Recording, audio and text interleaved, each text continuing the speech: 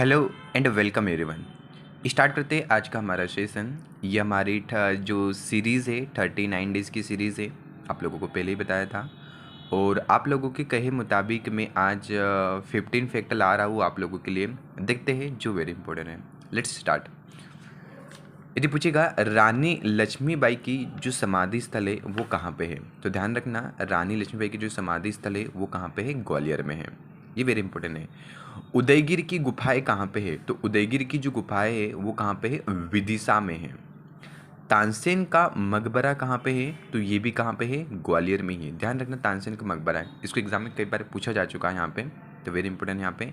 जो मदन महल है मध्य प्रदेश में वो कहाँ पे है, जबलपुर में है। ठीक है। और भीम बेटिका की जो गुफा है मध्य प्रदेश में वो कहाँ पे है, रायसेन जिले में है ना। ये ध्यान रखना, पांचों पॉइंट वेरी इंपॉर्टेंट। छठवें पॉइंट पे हम लोग आते हैं Lakshmibai national university of physical education. अब देखो अभी मैंने बताया कि जो लक्ष्मीबाई है तो रानी लक्ष्मीबाई वैसे तो झांसी के रहने वाली है, बट उनकी जो समाधि हमने देखी कि उसका समाधि स्थल कहाँ पे, पर्टिकुलर ग्वालियर में वहाँ पे है ना। तो यदि ये भी पूछेगा लक्ष्मीबाई से कुछ भी रिलेटेड यदि एमपी में आता है तो किसके अंतर्गत आएगा, ग्वालियर के अंतर्गत। आप लोग यहाँ पे ध्यान रखना। तो Lakshmibai national university of physical education जो कहाँ पे है, ग्वालियर में है। और कुछ स्टेडियम वगैरह आएंगे, बहुत सारे स्टेडियम, आप लोग उसको पढ़ना, लेकिन जो इंपॉर्टेंट है यहाँ पे दो तीन मैंने यहाँ पे लिख दिए हैं जो एग्जाम ओरिएंटेड रहेंगे। तो कैप्टन रूप सिंह स्टेडियम जो रहेगा ये भी कहाँ पे है, ग्वालियर में है ना। और तात्या टोपे इसको क्या बोलते हैं, कभी कभार टीटी भी शॉर्ट फॉर्म दे देता है कि टीटी स्टेडियम कहाँ पे होता है, तो कंफ्यूज न होना। टीटी स्टेडियम जो होगा ये भी कहाँ पे होता है, भोपाल में होगा। टीटी का मतलब क्या होगा, तात्या टोपे यहाँ पे। ठीक है। नर्मदा बचाओ जो आंदोलन चलाया था इसके नेतृत्व जो कर रही थी वो कौन कर रही थी, तो कौन कर रही थी, मेघा पाटकर यहाँ पे कर रही थी।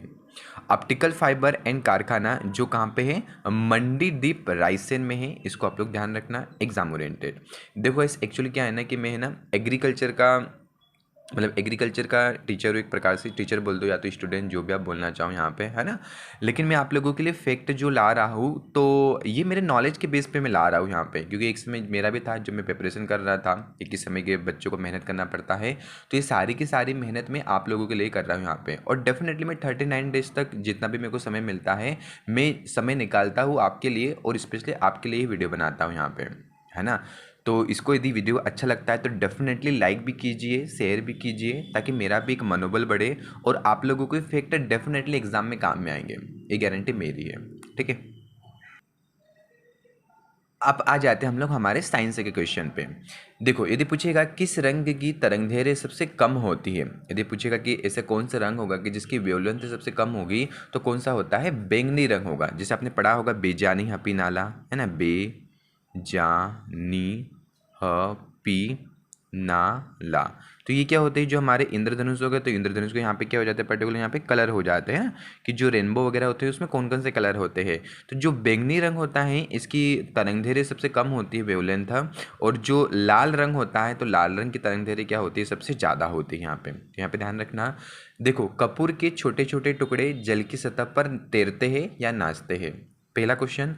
जो आपने देखा होगा कि जो क्या होता है, हम जब लालटेन जलाते हैं ना उसकी बत्ती में जो हम मतलब लालटेन जो होता है उसको हम मिट्टी के तेल में रखते हैं, मतलब केरोसिन में हम रखते हैं, तो वो क्या होता है, ऊपर जलती ही रहती है। देखा होगा ना आप लोगों ने कि जब लाइट वगैरह चली जाती है ना, तो आज से 5 से 6 साल पहले तो हम एक लालटेन जलाते थे और उसी के माध्यम से जो केरोसिन जो रहता था ऊपर खींचती थी। तो किस माध्यम से खींचती थी, एक ये कारण यहाँ पे बनता है।